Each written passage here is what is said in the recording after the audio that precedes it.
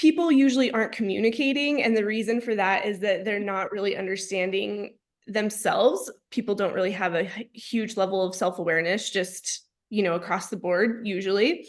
And then having that awareness of others and how to understand them, what they're motivated by, how to communicate with them.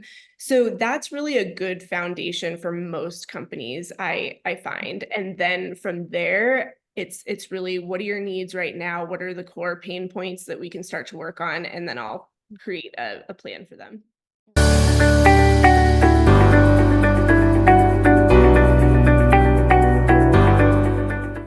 And thank you so much, Tiffany, for being here today. It is such a pleasure to have you. And I am so honored because this is your first podcast ever. I know we've chatted. I know what you do is so amazing. And I can't wait for the rest of the world to hear your journey and how you got here today. So I would love for you to share with us. Thank you so much. I'm so happy to be here. Couldn't have picked a better first podcast. So my journey is a little bit of a strange one. So I'll start off by what I do. I am a leadership and development coach and consultant. I work within organizations, doing executive coaching, leadership training, leadership development. And that's not where I started. That is my second career. My first career was in architecture. So I was an architect for about 15 years, working in residential, large multifamily design. And really the path that took me to where I am today had a lot to do with architecture and also has nothing to do with architecture. So I was at various firms throughout over the years, and finally settled on a firm that I really liked here in Denver. And one of the reasons I really liked them was that they had a leadership and development coach and consultant that was with the company. He's still with the company. He's my mentor now, and he's been with them for 25 years. And what set them apart as a company was that they had someone like him that was really cultivating the culture, getting everyone to know each other on a personal level, really showing us that we were more than just a number, and someone who cared about how we were doing personally and professionally. And for that reason, I stayed with that firm for 10 years and learned so much from that consultant. And he ended up coaching a number of us. I was one of the ones that he coached. I kind of came up through the ranks at that firm and eventually became a project manager on a path to associate in the firm. And what I also realized it was that architecture might not be for me. I'd kind of felt that itch for a few years. And the reason was, it was just, I loved the people that I worked with. I loved the culture, but intuitively as a career, it was like, okay, is this what I'm going to be doing my entire life? I really want to be helping people in a way that's much more, you know, in the moment, one-on-one, as gratifying as it was to see big projects being built and out there in the real world, which it really was.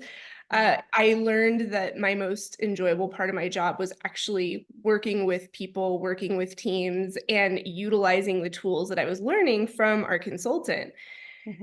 So I did a little bit of soul searching over 2020 and over the pandemic, like many people do. Decided to scratch my coaching itch and get certified in professional coaching, and really loved it. And started talking to the consultant that was working with our company, and he said, well, why don't you do what I do? He's looking to retire soon, and he goes, I can sort of pass the torch for you. And I mean, how could I pass up that opportunity? So I took him up on it, and I've been working within organizations, learning everything I know from him for the past 3 years now, and officially left architecture to do this full time in October of 2021. So it's been just over 2 years of having my own company and doing this. Oh, I love it. And what a journey. So when you first told me about architecture, because some people know this, some people don't. I have talked about it once or twice on here, but my passion growing up was to be an architect. So I find it so interesting that you went in the coaching round, and I kind of went backwards where I started in therapy and coaching, and then now I'm in solar and just kind of going back into the home aspect or buildings and whatnot. But I find it so fascinating that you really had that experience and had a leadership coach or had that work available to you at work, because a lot of times where you work with a company, they might not have those resources. I feel over the time people have added those layers to the companies to have more work-life integration and feel better, like wellness programs. But I think being able to see those results you saw from your own coach at work, to be able to understand each aspect of leadership and moving into that, and having such a great mentor that was ready to pass the torch, and you really stand in your power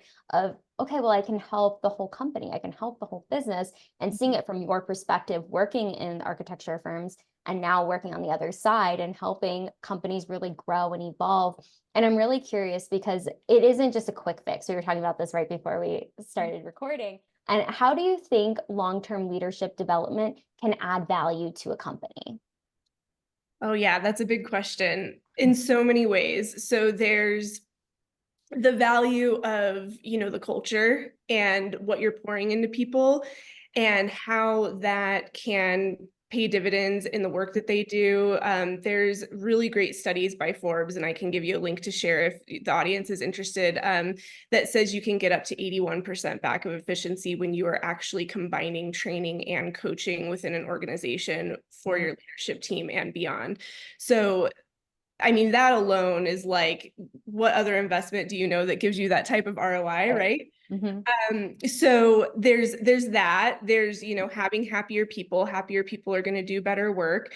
But there's also the monetary value of your company. So I've been talking with some business brokers lately, and they say that you can actually add 30 to 60% of value to your company if you have a really strong leadership team. So if the ownership of your company does not, and the running of your company does not depend solely on your one owner, if that owner can step away and you can delegate, and you've empowered another group of people within the company to run the company while you're gone, to, be knowledgeable, to make decisions, then you're actually adding huge monetary value to your company. So what I then like to say as a caveat to that is that you're not going to get there with 1 or 2 workshops a year. And I think that is some people's idea of what leadership development is. And really, when you bring someone like me in, we are support for you and your company in your greatest times of need, and we're there with you all along the way. So when I work with a company, I really emphasize long-term leadership development, and how I define that is a year or longer of working with someone like me. The example that I just gave with my last firm that I was with, he's been there 25 years and counting. Their consultant has, there's really no downside to having a consultant all along your journey, because they're going to be there through all of your growth spurts. They're going to help ensure that you are moving through all of your transitions that companies go through, and supporting your people in that. So when I work with a company, I actually come up with a minimum of a year-long curriculum that's a combination of personality assessments, which I can get into in a little bit, understanding people on a personal level and how to work with each other better, how they're motivated, trainings, individual support, executive coaching, all of those things that are really necessary to have going on long term is what's going to give you that impact. It's not just, okay, come in and do a 2-hour workshop or a lunch and learn, and we've checked that box. It's, you really need to build a relationship with someone so that they can support you throughout and meet you where you are. Yeah, absolutely. And it's like habits, right? Where you're not going to change a habit overnight or just doing it once or twice. You need to stay consistent with it. And that's what I'm hearing as well from the leadership aspect, and having the tools and working long term, and just being able to invest in their company, in you, but everyone working together so you can understand the personalities and how everyone works together and really make it more cohesive, versus at each other's throats potentially, or just like, okay, we put a Band-Aid on it. Instead, really getting to the root of what's going on throughout the entire company. That's at least what it sounds like to me. Yes. And I'm really curious, what have you seen be really beneficial of the long-term leadership development that you've done for so many companies now? Well, it's not a one size fits all solution. So Mhm. I always start out by doing an assessment and interviewing some of the top folks in the company and, just a smattering of people within the company to get a real feel of what's going on. And another added benefit of having someone like me is that I'm a neutral third party, and people just typically, I'm not in a place of positional power within the company. And so people can really be a little bit more honest with me, and an executive coach is bound by confidentiality, so I can really sort of get in there, I and and give that, I guess, peace of mind to people that I'm not going to, whatever you tell me stays within these confines, and then get a sense of the big picture of what's going on. And then I create sort of a curated path for that company for the year. Mhm. And what I found is that starting with personality assessments is usually how I start with most companies, because people usually aren't communicating. And the reason for that is that they're not really understanding themselves. People don't really have a huge level of self-awareness, just, across the board, usually. And Mhm. then having that awareness of others and how to understand them, what they're motivated by, how to communicate with them. So that's really a good foundation for most companies, I find. And then from there, it's really, what are your needs right now? What are the core pain points that we can start to work on? And then I'll create a plan for them. I love that. And you're right. I don't believe it's a one size fits all, but I love that you start with personality tests to understand how people are communicating, because I don't think things are good or bad. I feel like it's just understanding, okay, this is how this person communicates. So how do we make the culture a little bit healthier in order to focus on what's going to work? And I love that it is confidential. So you're able to really get the authentic answers and very transparently of what's going on. So you can go in there and help them and have a thriving business, continuing to have that communication factor. People are happier. Everything is kind of like full circle in Yeah. that regard. But how do you help companies form better leadership teams and healthier cultures? Yeah. So usually it's starting with working with the leadership team as a group. So I can give Mhm. you an example of one team that I worked with. They were kind of thrust into their position as leadership team members from Mhm. being sole contributors. And so that mindset shift is so Mhm. different from like, okay, I'm going to be part of the group that leads the company, and maybe even there's potential ownership on the line down the road, to, I was sitting at my desk managing projects, doing my job all day, and that was great, and some Mhm. people want that leap and some people don't. So really getting the group together and seeing what mindset that they're in, and then are there shifts that need to happen there collectively. Mhm. Next is, how are they all communicating together? In this example, they weren't communicating well. They could Mhm. each do their own jobs individually without really, caring about the big picture. I mean, of course they cared. They'd been with their organization for a while, but without really having to take into consideration the big picture. And then I look at the composition of personalities. So in this particular group, Mhm. everybody had a different personality type. And Mhm.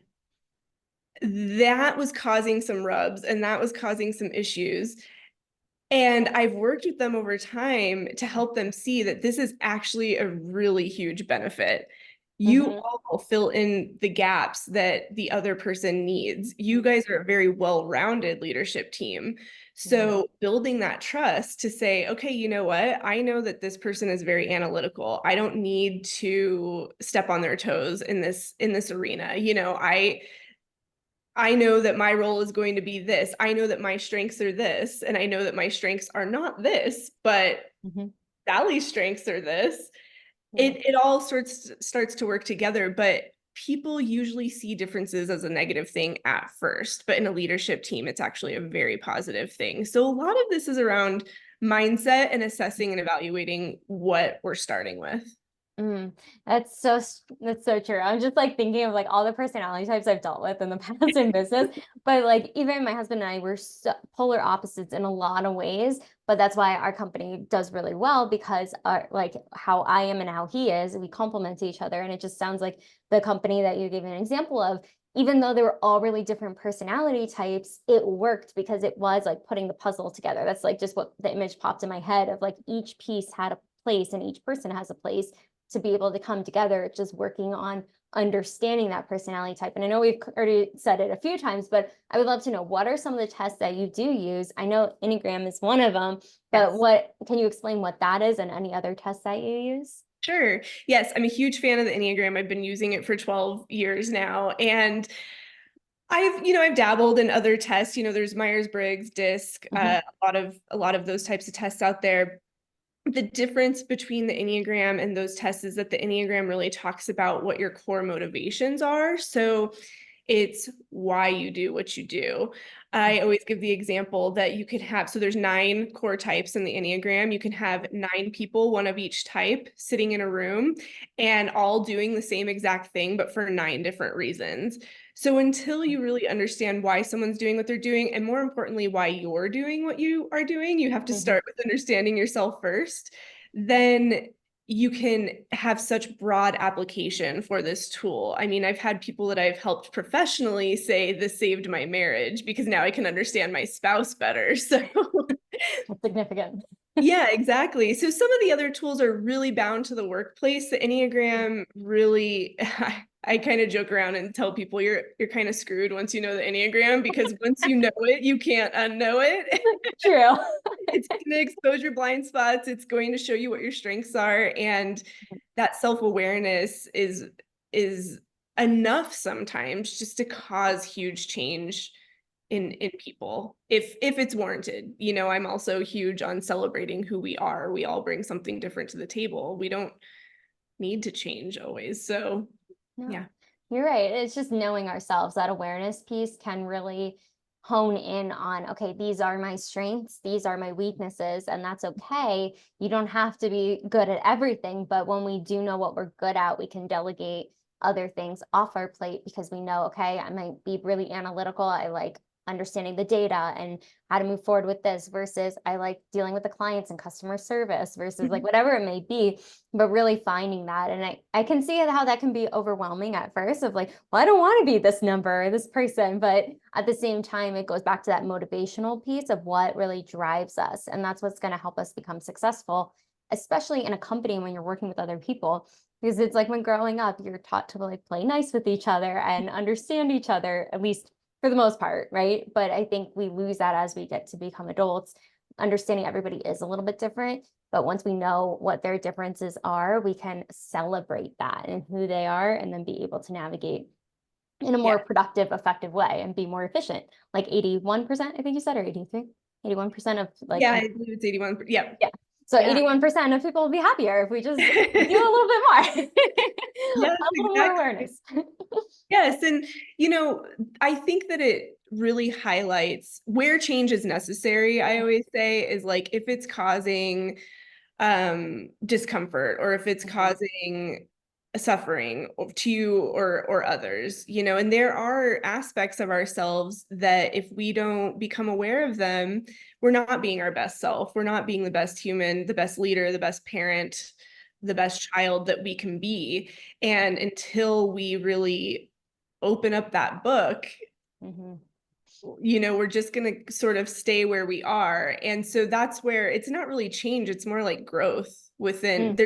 There's a really good example given about just personality styles in general. So they say that you're born with your personality style already developed, and you can see that in twins. Like they're born as 2 very different people.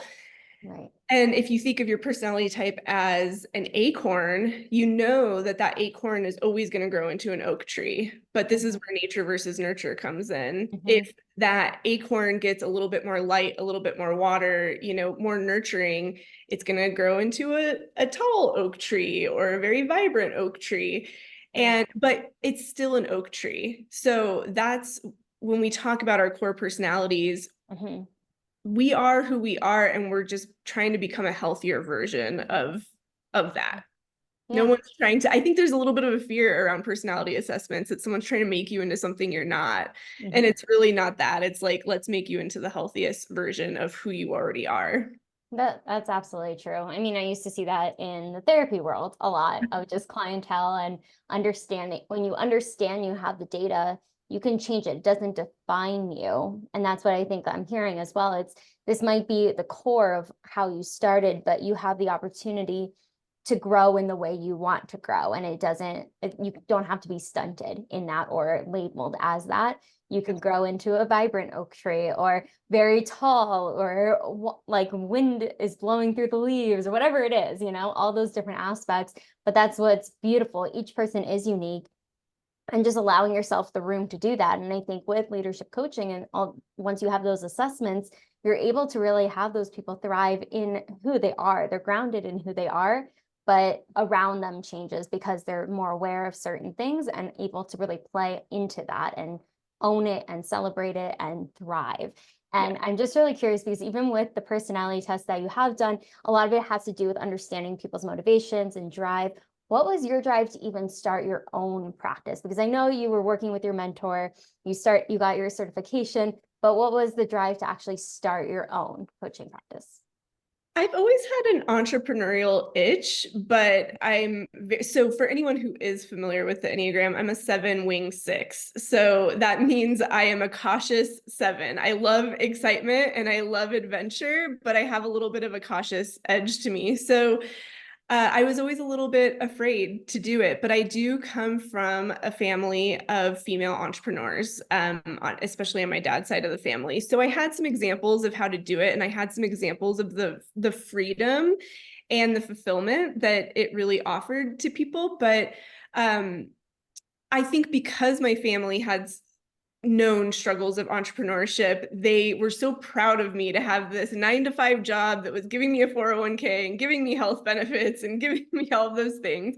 Yeah. And I was like, yes, I'm doing the right thing by them. Right. And so eventually, though, I realized I'm not going to grow if I stay where I am. It's just time to make the next big leap. And having a mentor who is the consultant that worked with my last firm, having him as a mentor and having him to look at to see what was possible in this field specifically, because what I do is very different from anyone in my family. Right. It just showed me what was possible and showed me, you know what, I can do this because somebody else has done this, and it gave me a lot of faith. And I think that that's really important to have, is at least for someone like me, where I kind of need to like see it to believe it, and Mm-hmm. then go after it. And he showed me, I could see it in him to believe it. I love that. And it's so interesting because a lot of times I've heard so many different stories, but a lot of people who have families that were entrepreneurs are just like, yeah, keep going, do it. And then I see the opposite, like where I grew up. I mean, I just really discovered my whole mom's side was entrepreneurs. I didn't even like put two and two together until recently. But like a lot of my growing up, it was just get a good job, go to school, like you'll be fine moving forward. And I completely shifted that. But a lot of times, like when you grow up in a certain household, people want the best for you, families want the best for you, and they're like, oh, this is great, but it just, I have never heard it in that capacity where they're like, oh, I'm so proud you got the 9-to-5, you got the 401k, like you're doing good. But realizing that each path is different, and what you said I think is really key, like you saw it do somebody else doing it, it was something completely different than what your family was doing. And there's a lot of different avenues we can go in entrepreneurship, that's the beautiful aspect. But you saw it with your mentor, you Mm-hmm. saw him be very successful in it. You loved what he was doing and knew you could do it too because you saw it. And I think a lot of times it can be hard to jump and have that leap of faith when we've never seen it done before. But then when we have that little spark that we're like, oh, wait a minute, hold on, this seems like I can do this too. Like he's doing it. And having that mentorship, I think, is so key. What has that been like for you, having a mentor in this whole process? It's been amazing. I couldn't be more grateful for the experience. And it really, it was my net in a lot of ways. They say, leap and the net will appear. Well, once I made the decision and I told the universe I am doing this, he was my net that appeared. Mhm. And we had a relationship before that, but I always encourage people to find mentorship, because entrepreneurship can be it's a little bit lonely. It's Mhm. very exciting and it's very rewarding, but it can be a little bit lonely. And having someone who is showing you what's possible and is willing to talk to you and, Mhm. is, I think, is just, there's no greater gift in the world of going it on your own. So because the truth is very few of us can actually go it on our own. We need support of some kind. Yeah, no, I couldn't agree more. Mentorship is everything. Being able to have somebody that's in your corner, that understands, that's going to be supportive when you're just like, I don't know if I can keep doing this, and just having that motivation to continue on. But I'm Mhm. curious, I know you have a lot of insight on just entrepreneurship, just from your own journey itself. But what have been some of the roadblocks in starting your practice and just moving forward in that regard? Yeah, one of the huge roadblocks was mental, actually. It was all up here. It was this idea that what I'm starting to do is kind of a it makes my last career kind of a throwaway or something, like a Mhm. lot of people asked me, what are you going to do with architecture now? Why did you go through all that trouble to get your license? What are you going to do with that career? And at first I didn't have a good answer. And the Mhm. way people's faces light up when you tell them that you are an architect is addicting. Even though I wasn't fully happy in that career, it was like people like to hear, you're a doctor, you're an architect, you're Mhm. whatever. And people's response to coaching and development is much different because people don't quite really understand it still. I think it's still a budding profession. But even though it was much more fulfilling to me, Mhm. people's responses and their reactions kind of, I internalize that to think what I'm doing is not that important, or like I can't use anything from my architectural career for this. Mhm. And my mentor helped me see that that's absolutely not true. What my architecture career gave me was, 15 years in a corporate environment, understanding the structure, the hierarchy, how decisions are made, watching the firm that I was with grew from 25 people to 80 people over the course of 10 years, and seeing how they managed that growth, Mhm. leading a team of clients, individuals, projects. All of those are skills that I bring into my work that actually make me, I've now come to embrace, Mhm. a good coach and consultant because I can speak the language, especially in the design arena, but also just in corporate life. I can speak the language, I can understand the struggles that they're going through because I lived it for over a decade. And those were things, as I was going through my career, I had no idea that all of these other skills and other parts of my job outside of the design work I was doing was going to play such a huge role in what I did next, because they seem side by side to have nothing to do with each other. Right. But architecture absolutely fed into this. So I really had to get over that mental hurdle of Yeah. starting over. I think that was the big part of it. It's like Mhm. you are not starting over. Every single thing you did to get up to this point prepared you Mhm. for for this. And I think that's true of so many entrepreneurs. And I think that's what prevents people from making a leap, is that they think, well, what am I going to do with this entire past career? And it's like, no, that was working for you the entire time. Yes, I love that you brought this up because I think so many people do struggle with the mindset in so many capacities, but going from one career to another one can be really scary and thinking, okay, well, this has nothing to do with this, like psychology and solar, completely different. But Yes. I'm using psychology every single day. And it's just a testament to what you said. And I want to highlight that is even though you were in architecture for a decade, all the skill sets that you just outlined beautifully of what you had to learn, seeing that growth, seeing it managed really well, allowed you to use those skill sets and all that knowledge to apply that to now helping other corporations grow and seamlessly continue to build in an effective way for healthier cultures, happier people, all of those things, but really being able to dive into understanding every aspect of it, the holistic approach. I've been saying that a lot lately because I feel like that's what comes up when you're talking about it. And that's what I'm visualizing because you have seen it, you have those experiences. And I think it's important not to neglect what we have experienced, all the things, all the aspects that opportunities that we've had, all the lessons we've had to learn along the way, but all of that does apply to whatever new career or venture you have. So I think it's so amazing how you have gone from architecture to leadership coaching and consulting and being able to see that shift. It's always been there, everything you take with you. And it's just that journey. And that's why I think it's so fascinating to hear all these different journeys, spelled selfishly. But And it's nothing you would think to put on your resume, right? Like no. I would never put like all of these things on my resume if I were going for another architecture job. So I think we are Yeah. taught in some subconscious way that it's not valuable. All of these other experiences that you have throughout your career aren't valuable, or they aren't at the core of what you're doing. But I just challenge people to think about, well, what would you be doing if you weren't doing this? And suddenly there's so much more about your experience that you'll take into consideration. Yeah, I think it's just like it goes back to data, like all the data from each experience that you get to take with you in each opportunity, because you don't stop being that person you were before. It's part of like what we were talking about, that growth, expansion of just every element that has been adopted in our lives. And I'm just curious because you've already given a lot of insight, but would you say are your top 2 tips for entrepreneurs that are on this journey, aspiring maybe in the leadership realm or just in general? Yeah, I'm going to go back to mentorship again. If you can find a mentor, or at least do some educational interviews. So when I was trying to sort out what I wanted to do, I asked people, and I think that there's a little bit of a, what's the word?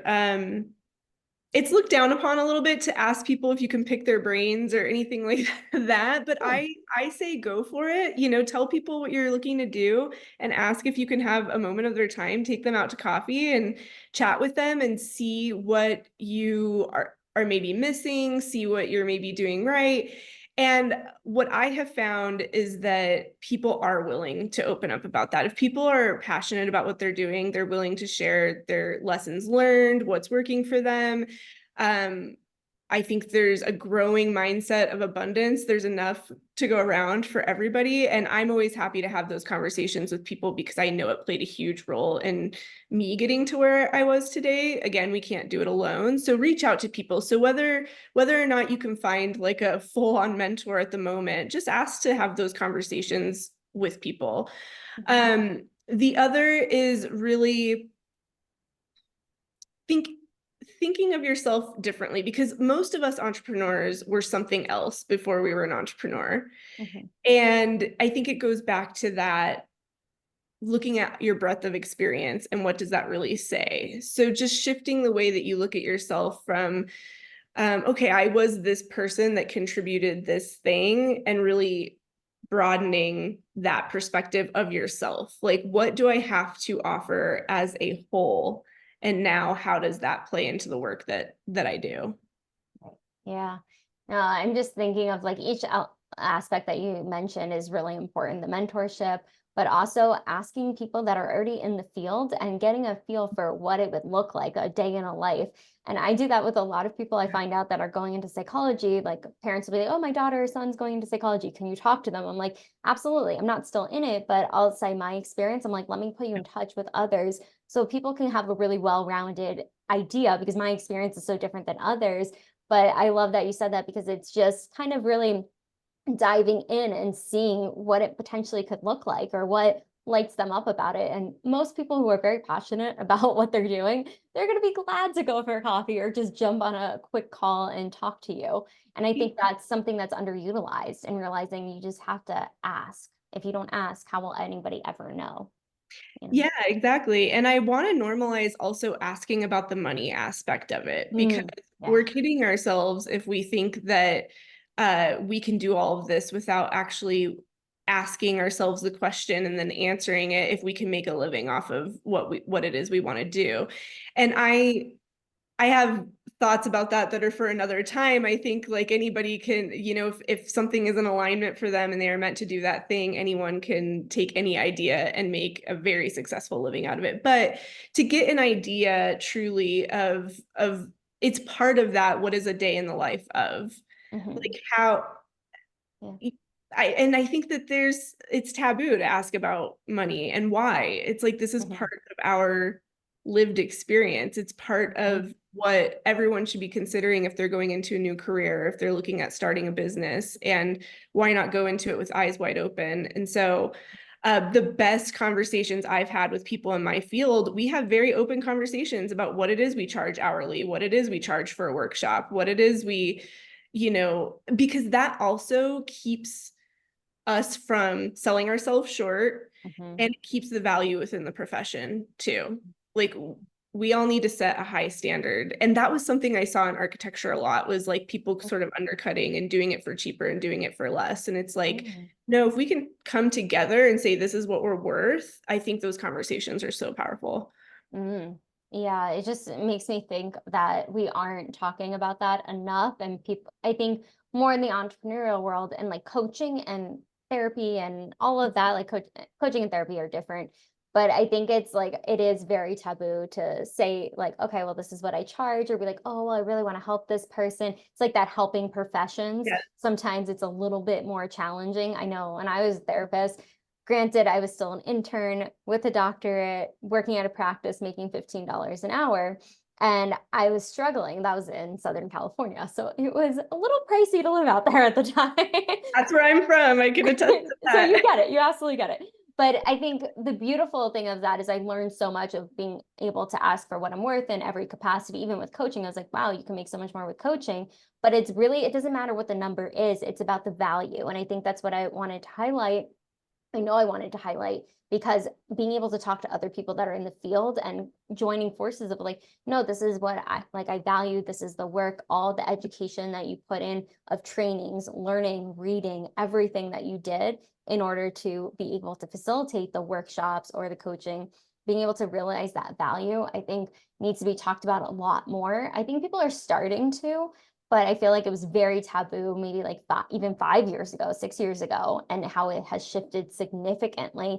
Because the more we talk about things, the more we normalize it, the more people are aware of it and can make their own decisions, of course. But I think when we have more knowledge and we have an understanding of that knowledge, like actually applying it, that's where change can happen or growth can happen. And these conversations need to continue, because we can't survive off of a little amount of money. We need to eat, we need to do those things, but it goes back to the value and how you value yourself and not undercutting your own knowledge base and what you bring to the table.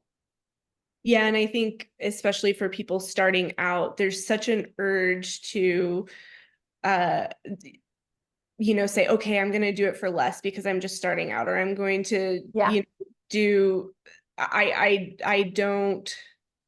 can't validate charging X number of dollars. And it's like, you're not going to get out of that mindset unless you're talking to people who have actually done it and give you permission.